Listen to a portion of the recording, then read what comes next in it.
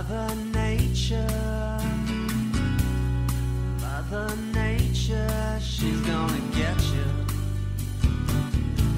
Yeah, she's gonna get you. Mother Nature, she's grown to hate you, and she's gonna get you. Gonna get you, you betcha.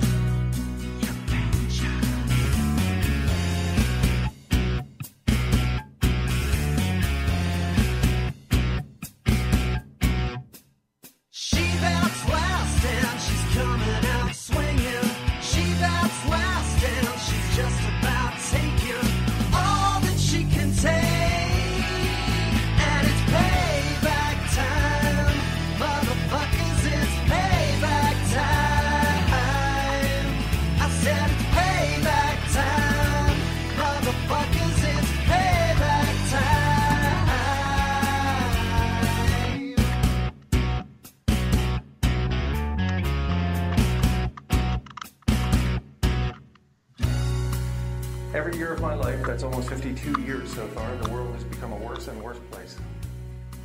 Every year we have polluted more water than the year before.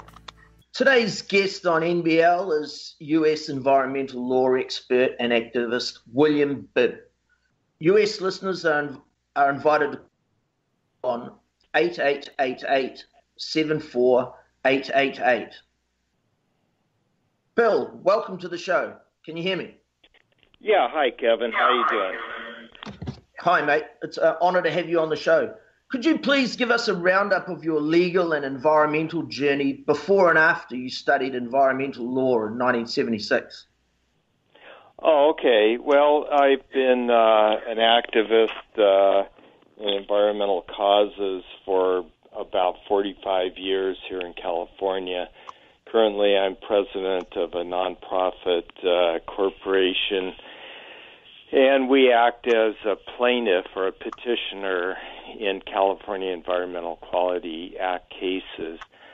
So that means that we do a lot of grassroots organizing, and we actually go into court on these environmental issues. I do a lot of consulting with various groups about development and, in particular, nuclear energy safety.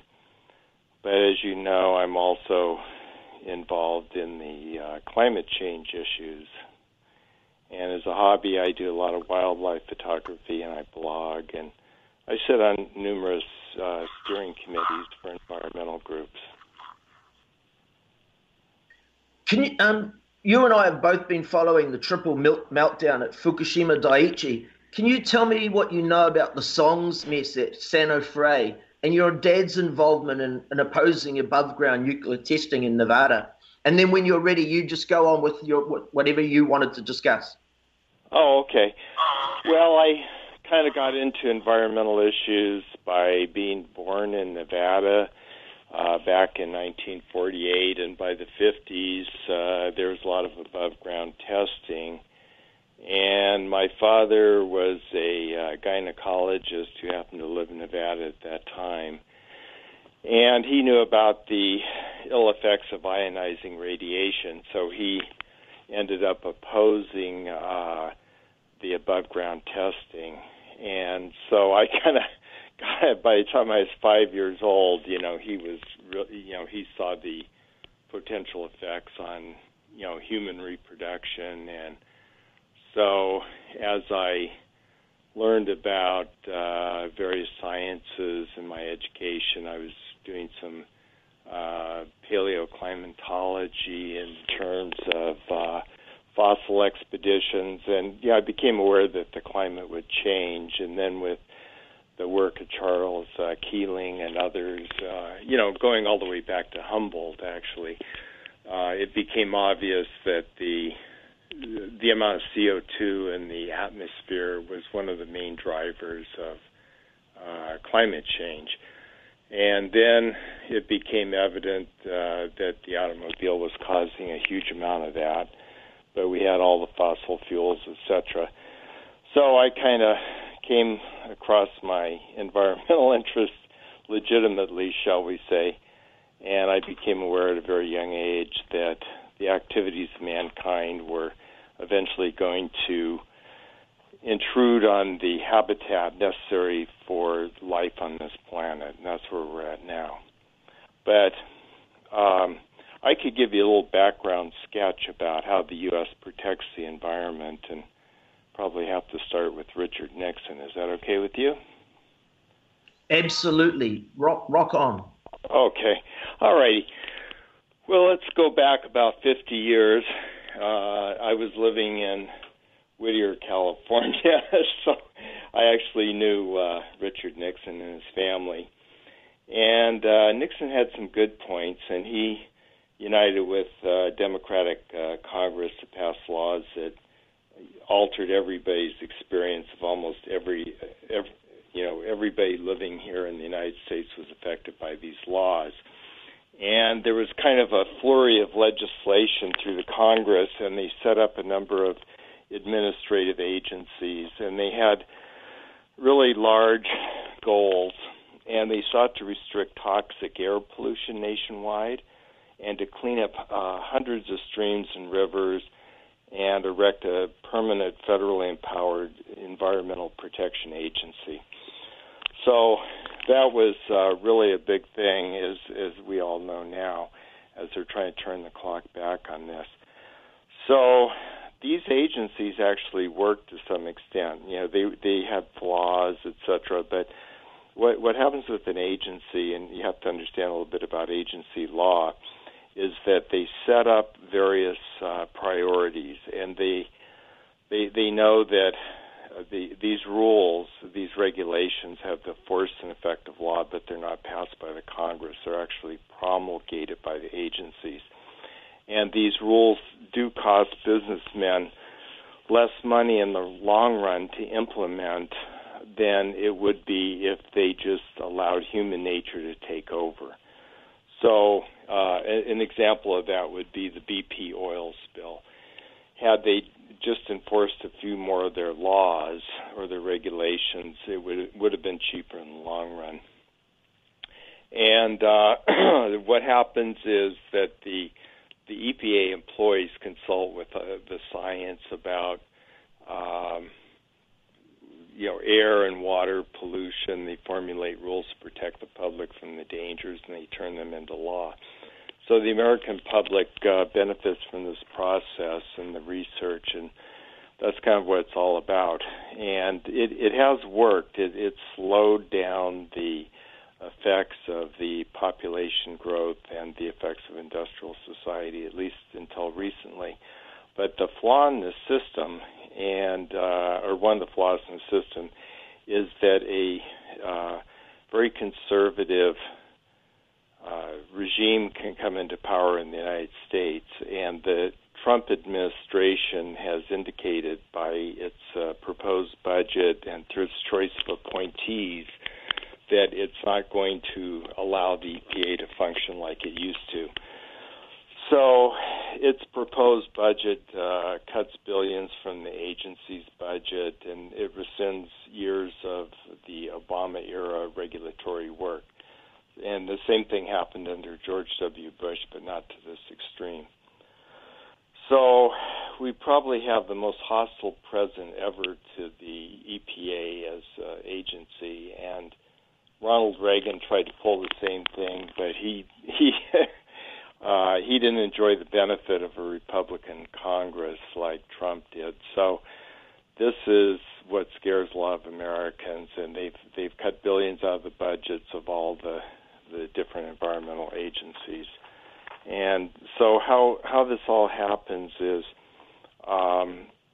the statute was passed by Congress, and it sets up the federal agency. And we have a number of agencies that were set up, beginning with the Clean Air Act of 1970, and the Clean Water Act of 1972, the National Environmental Policy Act of 1970, and the Endangered Species Act of 1973. And so while Congress has the power to regulate commerce with foreign nations and among the several states and the Indian tribes. A lot of the legislation that Congress relies upon is under the Commerce Clause, under Article 1, Section 8, to restrict air and water pollution and protect endangered species.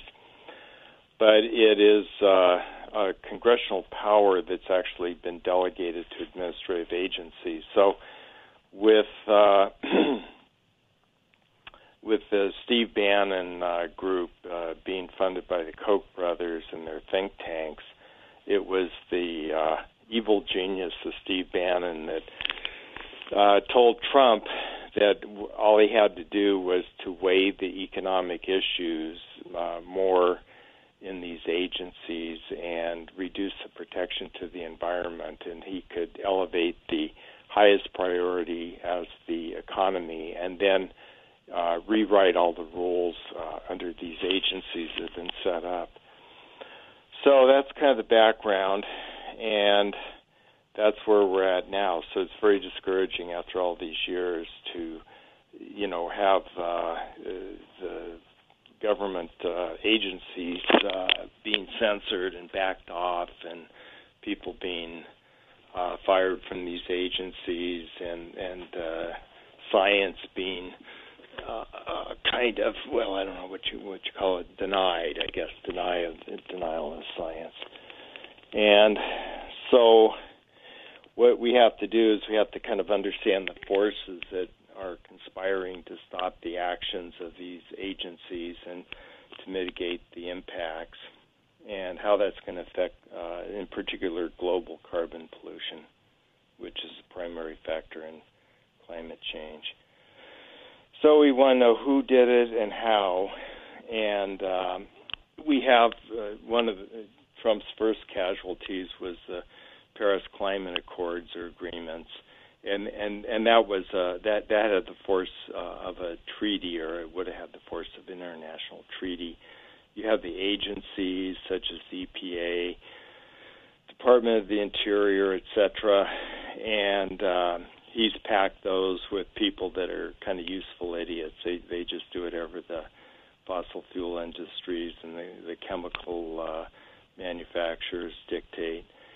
And so you just change the rules and the regulations right there in the agencies, and the fossil fuel corporations and their lobbyists are right there. So instead of moving to, let's say, alternative energies, we're stuck on Kong. That's C-O-N-G, and that would be oil, gas, coal, and nuclear power. And if you want to know the who, then you're looking at Charles and David Koch in particular, and their think tanks, etc.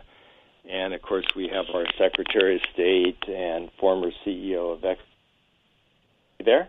Hello? Oh, I can say another call. We have Rex Tillerson. Yeah. Rex Tillerson is now Secretary of State, and we have Scott Pruitt heading up the Environmental Protection Agency. And Pruitt was a former Attorney General in Oklahoma, the state, and he was anti-EPA. He didn't want the federal EPA to come in and tell all the oil drilling interests and fracking interests in Oklahoma to back off at all. And then we have Peabody Coal Chief Greg Boyce, B-O-Y-C-E.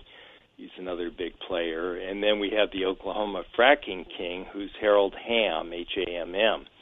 So those are a few of the dark lords of the underworld that, create these business and political decisions, and they pose as good family men and beneficiaries or benefactors of charities and the arts. Like you'll notice on PBS programs, this is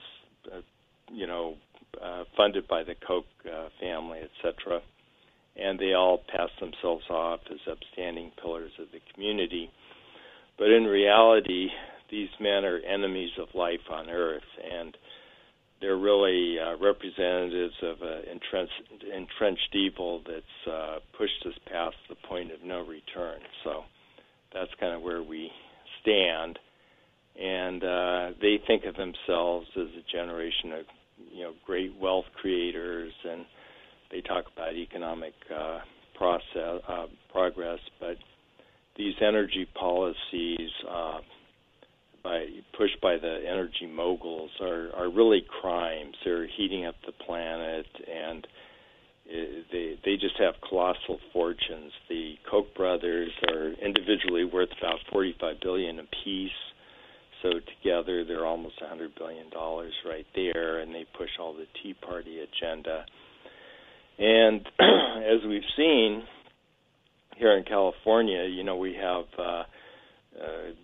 droughts of biblical proportions. We have, wildfire and firestorms, and we have flooding, and it's really changing everything as the glaciers are melting. And then as far as the courts are concerned, the far right wing is now able to kind of pack the courts. I had some statistics. I think they've made roughly 90 appointments, and about 20 have been confirmed.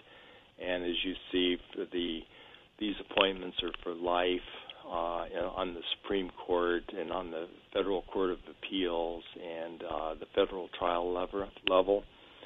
And so we also see Congress being dominated by Republicans right now. And the Senate has a majority of Republicans. So our children's future are really at stake, and we just have reckless profiteering as well as plundering. And it's Rex Tillerson, CEO at ExxonMobil, engaged in a cover-up of the frightening evidence produced by their own company scientists about fossil fuel impact on the planet's warming. And they've always had profits before safety or before the people or the planet itself. And in my opinion, this represents an existential threat for climate change based on dirty fossil fuel. The Rockefellers at one time were involved in this, but fortunately Valerie Rockefeller Wayne, who's in charge of the Rockefeller Trust, has divested herself of the trust of the holdings in fossil fuel. But if we look back, as I've been saying since the 60s, and all my professors at UCLA agreed, it's the internal combustion engine.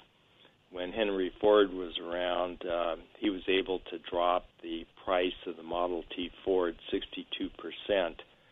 So what happened was between 1918 and 1929, the car ownership went from 8% to 80% between 1918 and 1929. So we then had the DuPonts and General Motors create what they call a car loan. So that really financed the growth of our dependence on the fossil fuels, and at the same time, the Rockefellers were undermining any kind of public transportation and electric trolley cars, etc. So we became totally dependent on the freeways and the suburbs, and it gets into the urban development too. It's another part of my expertise in terms of environmental law, how to design cities, etc. But when you look at the alternatives to the fossil fuels, of course, excluding nuclear, we can talk about solar, the photovoltaic effect. With now we've had an 80% price drop in recent years. Okay, so hopefully that would have been swinging our modes of transportation and energy for our homes and industry. That would have swung that over toward a cheaper mode, but that's being fought because the fossil fuel companies are afraid that the fossil fuels themselves will go out of style. It won't be economically competitive, and the producers of fossil fuels will be tagged with the actual costs of the cleanup that they've been managed to externalize onto taxpayers and the commons, which is just the general environment. So they privatize the profits to themselves, and then they just dump everything else on everybody else. But if you look at public utilities, we have it costs about $1 billion a gigawatt now to set up a solar plant. And if you compare that to, let's say, the cost of a new coal or gas plant, that would be $3 to $5 billion. So it's 3 to 5 times more expensive. Now you compare that same megawatt with a nuclear plant, that's 6 to 9 billion.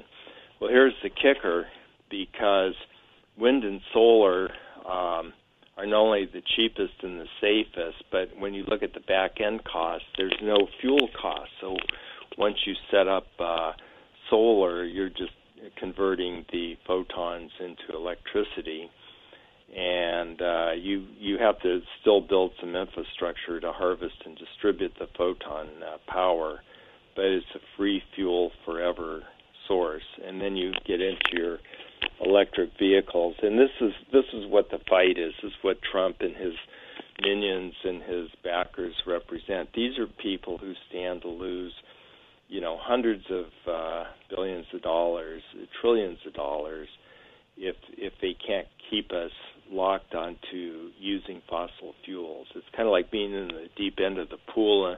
You're in an epic battle, and they have your head, and they're forcing it underwater. And the alternative energy debate for me is like Thelma and Louise talking about putting solar panels on the house after they've gone off the cliff.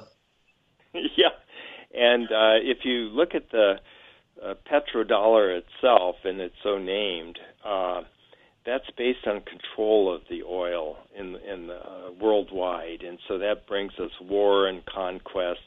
And then the climate change itself will bring us pestilence, which is tropical diseases and shortage of potable water, and then finally death of the oceans and the soils and our ability to feed ourselves. So we're locked in a battle with Charles and David Koch, and they set up the John Birch Society, they set up the think tanks, they set up the Tea Party, and their whole thing is to oppose clean energy and eliminate any kind of remedial action on climate change. And so you have tax breaks to the wealthy, unregulated pollution, permanent reliance on dirty fuel, and a bunch of demagoguery. And unfortunately, they've also hijacked religion with the evangelicals voting in a block, 55 million of them voting for Trump. Then you have your dog whistle race baiting,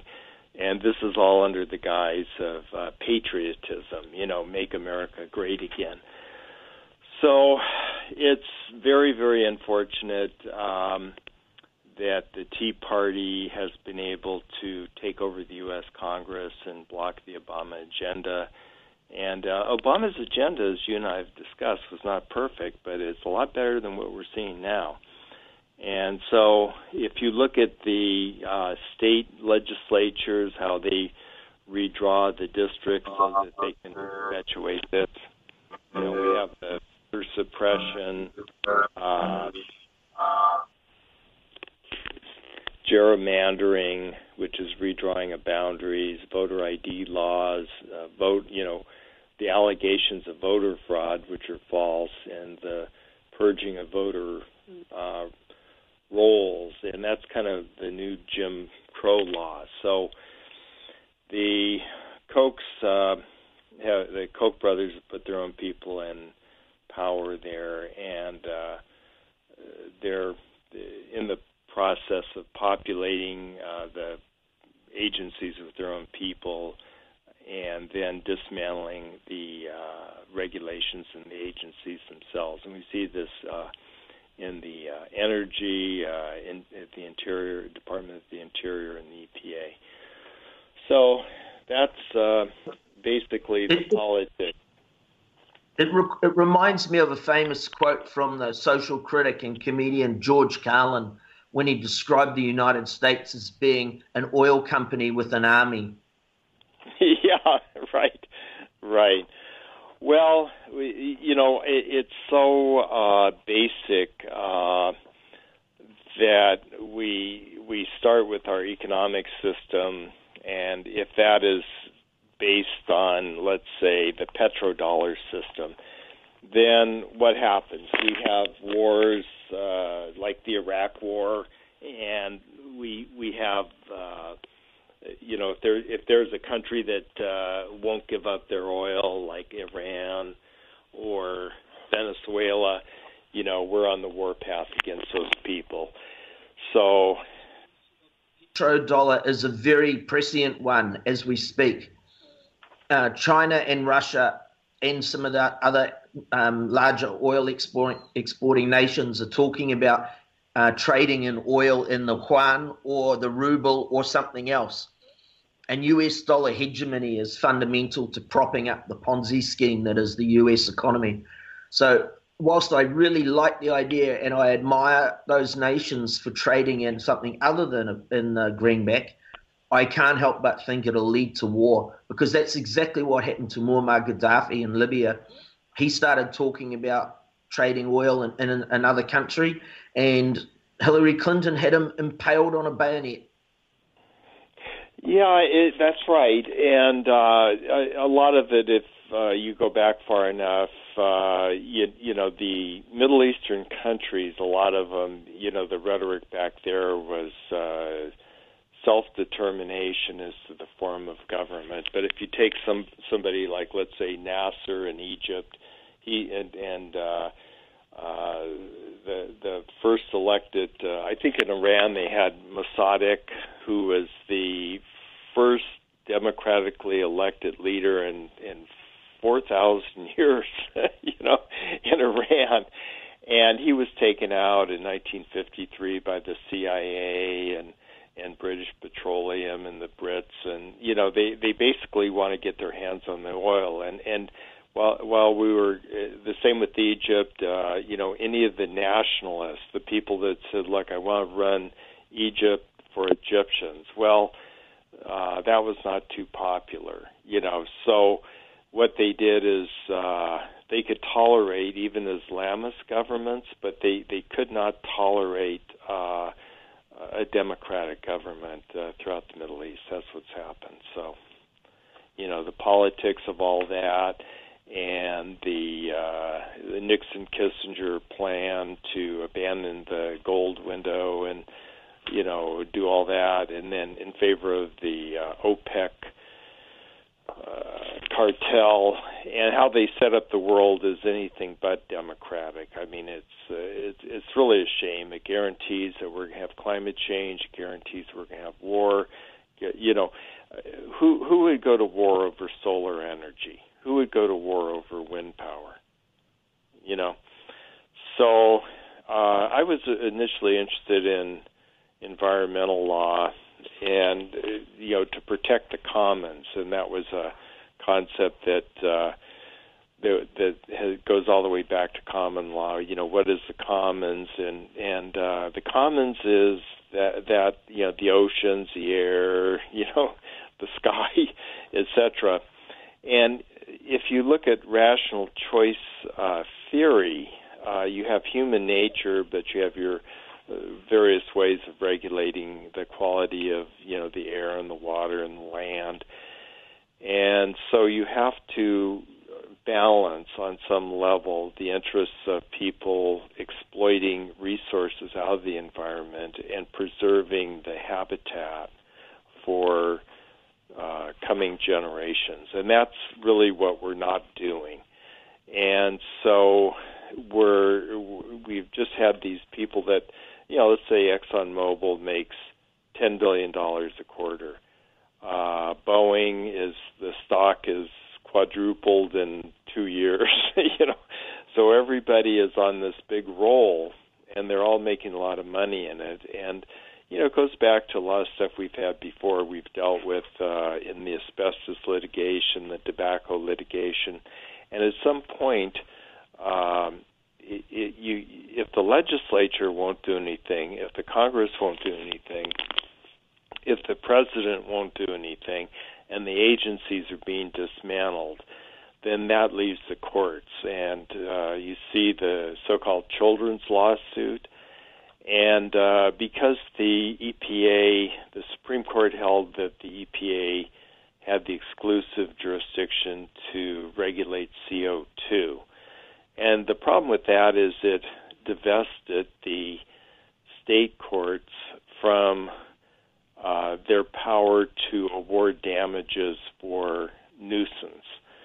So if climate change, let's say, is causing havoc, and I'm growing crops, or I'm in whatever business it might be, or rising waters are flooding my beachfront house, I can't sue ExxonMobil because the EPA has the exclusive authority to regulate CO2. So with that decision, they have federalized it, and under the supremacy clause, they preempted the jurisdiction, and now all the teeth of the EPA have been removed, and they don't really, it's a paper tiger, and it's just all pro-business. So they have no intention of enforcing automobile exhaust standards or any of that, and they're just not going to do anything to help people. So the theory that's arisen in the children's lawsuit against the oil majors and the fossil fuel companies is that there was a taking of their future, a taking of the commons from them without just compensation, and the government is allowing them to do this.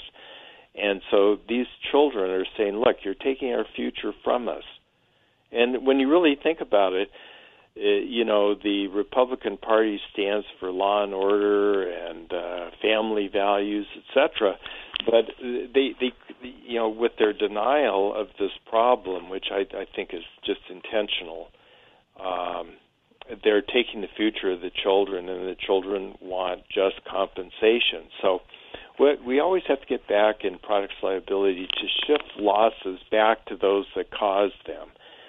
So if you market an item and that item is defective in some way and that causes an injury, then the manufacturer should pay for that. So if you have, let's say, a seat, you have an airbag that does not deploy in your car, well, you don't want to figure out whose fault that is. You just bought the car, you're driving it. Let's say it's a brand new car, and the airbag doesn't work. Let General Motors figure out, whether it was one of their designs or it's a defect in manufacture, or we saw that with gas pedals that stuck in Toyota, and finally they admitted it after dozens of people were killed, and it was a bad chip and something, and they started to pay off. But here we have a total political defeat by a president who was about 3 million votes shy of getting the majority in the popular vote.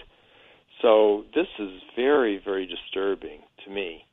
And, the failures of a lot of the environmental law, it was immediately obvious when I started studying it in terms of development, in terms of housing and, building roads and plans and et cetera. You just see no one project with its environmental impact report. They say, look, we're just building one building. How bad could that be?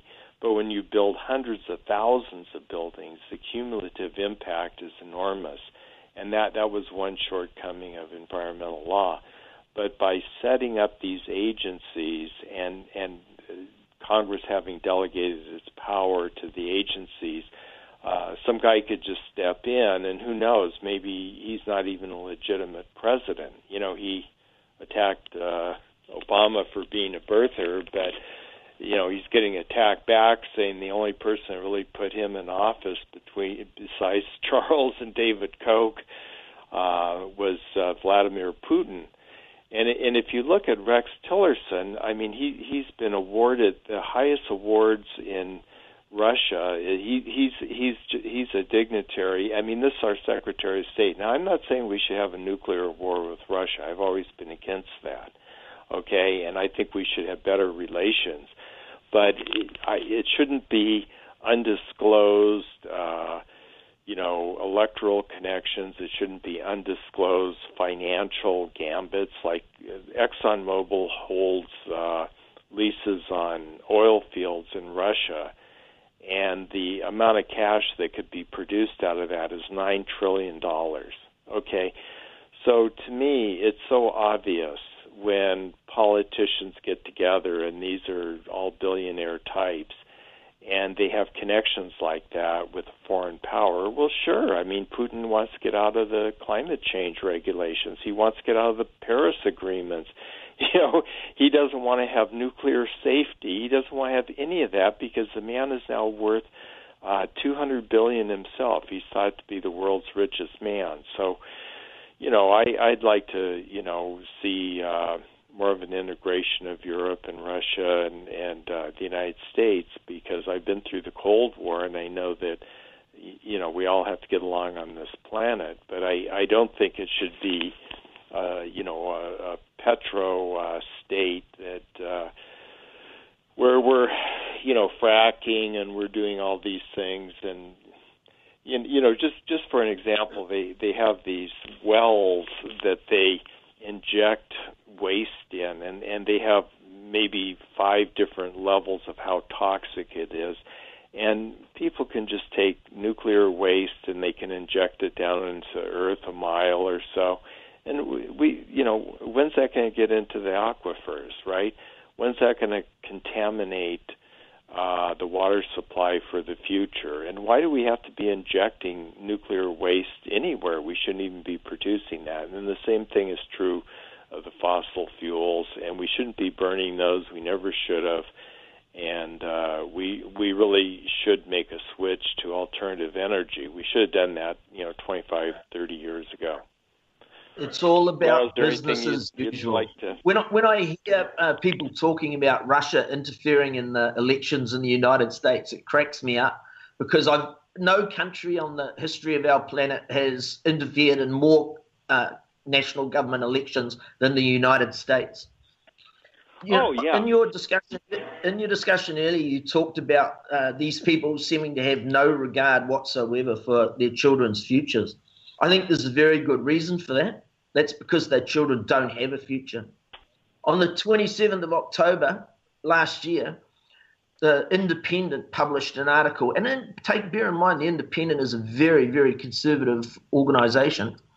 The article was entitled "BP and Shell Planning for Catastrophic 5 degrees C Global Warming Despite Publicly Backing the Paris Climate Agreement."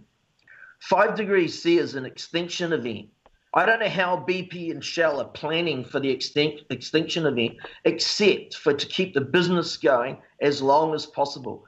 And, all of these people in cahoots, they've got their people in charge in the United States and controlling the EPA.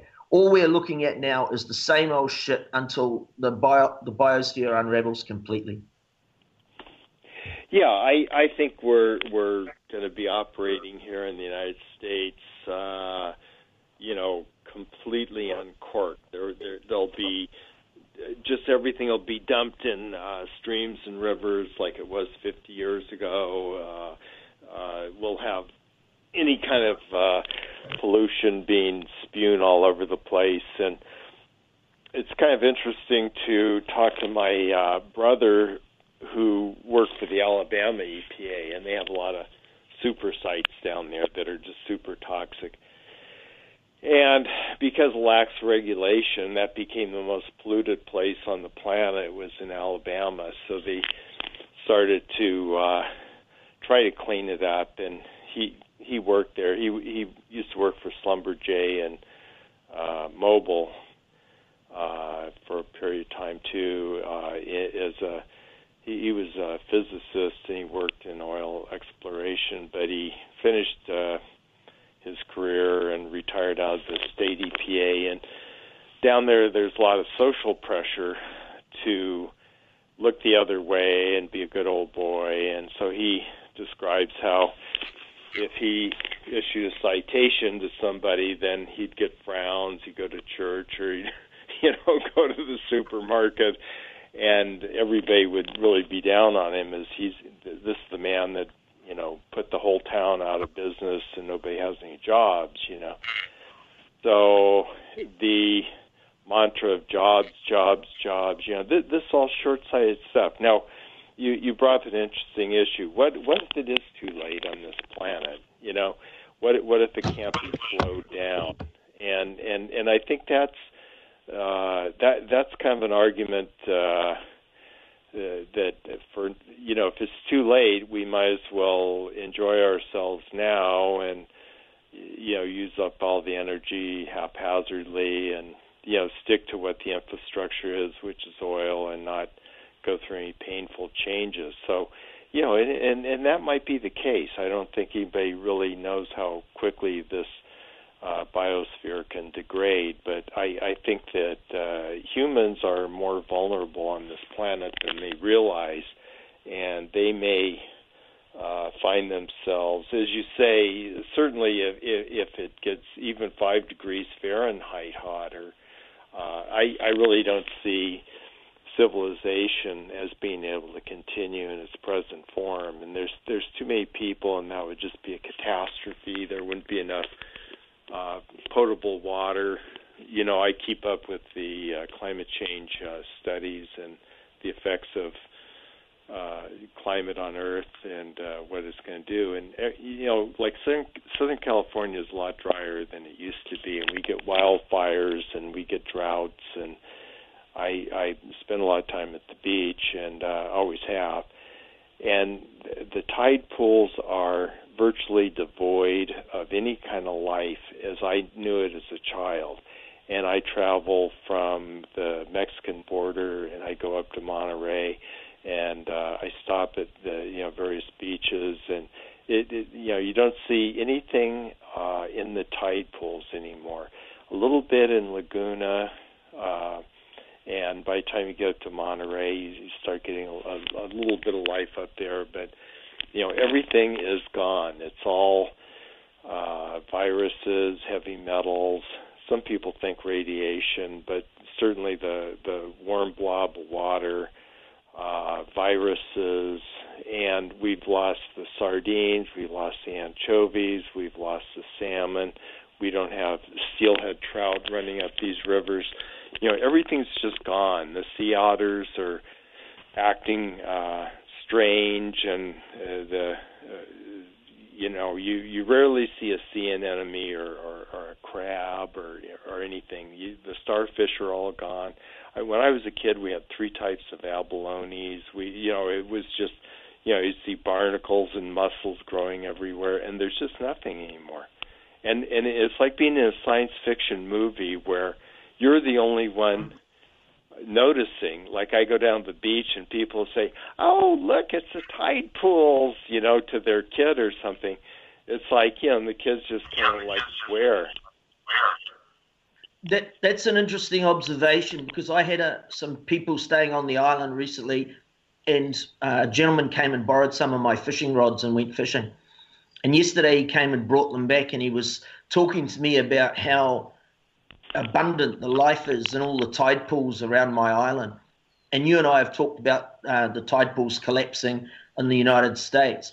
And I think that will be one of the catastrophically disturbing things that will be hard for me to handle. And I've been talking in my community recently about how we're going to deal with the grief as this unfolds. Because I firmly believe that everyone is already grieving. And grief is something that we're all going to need to talk about and form bonds with people who we can talk it through with, and who understand what we're all going through. Grief is going to be a very, very big issue from this moment on. Well, that's true, and it goes back to. Are you there, Kevin? Yes, carry on. Oh, Oh, okay. It kind of goes back to this nuclear war situation, and during the 50s, when I was in second grade, I was told that while I was in school, that if we were hit by a nuclear attack, what we were to do is hide under our desk and cover our hands. And of course, the desk would supposedly shield us from when the roof caved in, and then the hands over the face, that was going to save some of our face from the blast effect, because we knew in Nagasaki and Hiroshima that your face was just burned right off by the blast effect, and so on it went. And so we have learned to become numb, that we're constantly told that we could, if in an all-out nuclear war, there'd be a nuclear holocaust, there'd be a nuclear winter. If the radiation and the dust you inhaled didn't kill you, then the nuclear winter would. And so, and that's just the whim of somebody that, either by accident or somebody gets upset. We have personalities that are very volatile and thin-skinned, like the guy in North Korea or Donald Trump. And so these people, our life is just in their hand. So how can we develop our emotions normally, knowing that at any second some madman, whether it's a Dr. Strangelove or whatever, the Cuban Missile Crisis, how do we know that we're not going to die in a second? Okay, so, it's eat, drink, and be merry, ignore climate change, because that's going to take maybe 5-10 years to really destroy civilization. So it's like the last days. You see these movies before the pyroclastic cloud destroyed Pompeii, and even as the volcano started up, people thought, hey, the party's not over, and then they realized, and you see the people that were kind of buried in ash and preserved in lava, etc. So it turns out that we're kind of in the last days of the empire anyway. Our economy is collapsing in many ways. We're competing with other large powers. And, we're under the cloud of a nuclear war at all times. We're not able to have feelings normally. Like like when I was a child, I was only like 7 years old, and they're saying you could be killed at any time with a nuclear bomb. Be ready, be tough, and protect your face.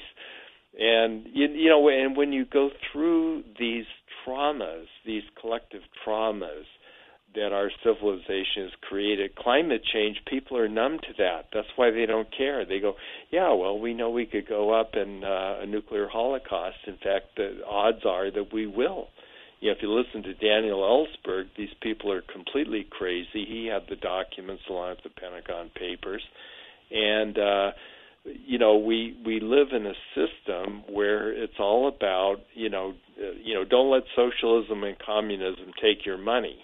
Right, and that's why they supported Hitler, because he was the bulwark against communism, and then he went out of control. So, what are you going to do with a race that is progressed technologically beyond its capacity for wisdom? That's what I see. So I see a lot of numbing. Last year I had Daja Mail, the staff reporter from truthout.org, staying with me at my house. And it was around the time when the trumpet came into power. And every day, Da would wake up and turn his computer on and turn to me and say, hey, great news, mate, the nuclear war hasn't started. This sort of pressure has been over my head all my life. And I've hated it, and it's made me an anti-nuclear activist all my life. But what I see now is that our young people have the perfect storm of pressure on them.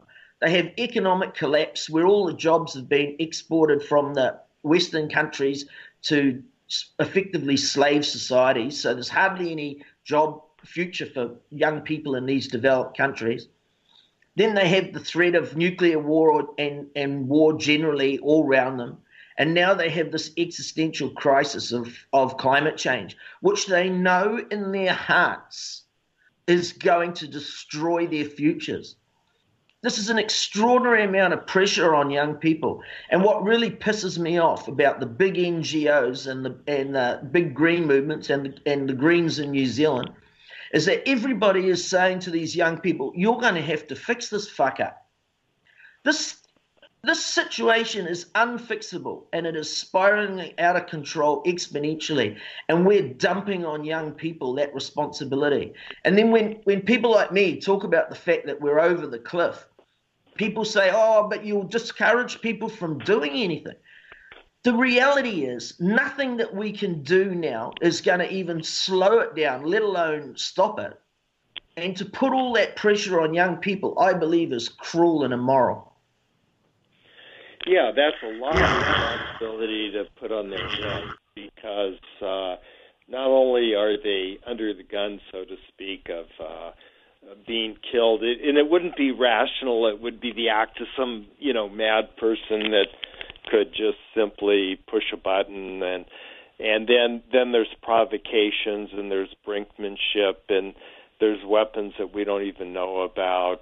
And so, they have weaponized space too. There's all kinds of stuff up there that's orbiting around that they can fire down on Earth. Like if you take some titanium rods and you fire down toward Earth and they accelerate to a certain point, then you don't even need a nuclear bomb. These things will explode upon entry, and it's a way of starting something. And they have laser cannons, they have all kinds of stuff, and there's Star Wars armamentum. So I think there is a numbing, and I think we see that with the degree of alcoholism and the opiate addiction, and a lot of people are just saying, how soon can I get out of here, because they're just raising my rent, college. I know a young woman who's going to a private college here in San Diego, and she's an English major, and she'll be $100,000 in debt for a 4-year college degree. Well, there's no jobs. So, meanwhile, the discrepancy between the rich and the poor is increasing. The middle class is gone. And for anybody to say that the American dream is viable is viable for whom? A tiny minority of people who are lucky, if your folks are wealthy and, you can get in on the stock market before it crashes and get out at the right time. But to me, this is not a system. And ecologically, it places short-term corporate profits over any long-term rational policies, and it's a shame. And I feel sorry for the wildlife that's going to be exterminated by this madness, and it's I don't even know what to say. In some ways, I'm glad that I'm approaching my 70th birthday, because it's just gotten worse and worse and worse. And as you were saying, I don't see it's going to get any better, because either we've tipped the tipping points of the climate, or we'll have a nuclear war, or the rich will get richer, and it's only going to be people trying to protect their money. And so it's all about the money. It's all about power. So I'm not very optimistic, Kevin. So I don't think the environmental law is going to turn the clock back right now. Sorry, am I back? Was a little glitch there. Back, yeah. I think anyone who's paying attention can see that the US empire is in the early stages of collapse. I've been studying the collapse of complex societies as part of my research, and it has all the characteristics of an empire that's falling apart. But the difference between this one and all the others is that this empire has all these nuclear weapons, and it has all these psychopaths. And my fear at the moment is, if anyone's watching the news, you can see that there's what looks like another color revolution being fostered in Iran, and that the American or the deep state, call it whatever you want, is fomenting problems there again, trying to overthrow the government for what is it, the third time? But what I fear is that someone will use nuclear weapons against a state like Iran, and the purpose of using them will be for cooling the atmosphere. I have a blog post on my website, kevinhester.live, about the inevitability of a nuclear winter. And I hope like hell I'm wrong, but I think that that's the way that that'll be the final attempt that geoengineering our planet will be orchestrating a nuclear winter. Well, they can't stop emitting the carbon dioxide soon enough, and it's like to change course. It's like turning a battleship around to make a U-turn.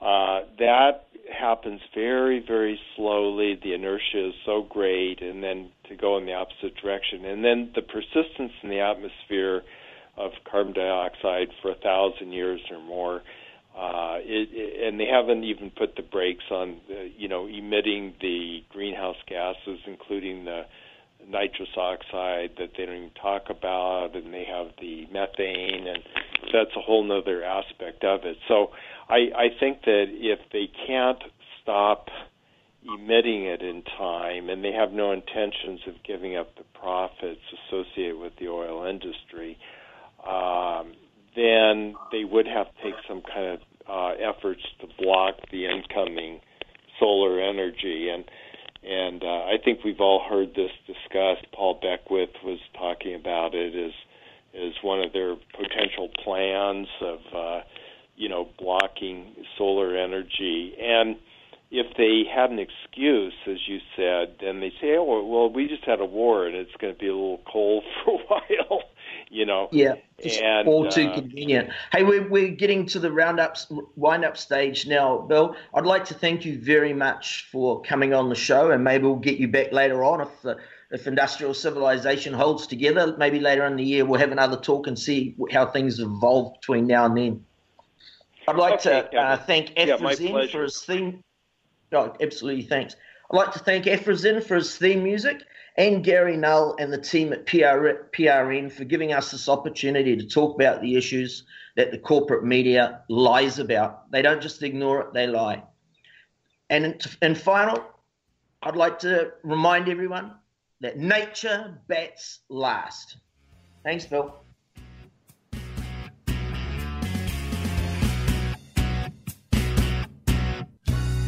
Mother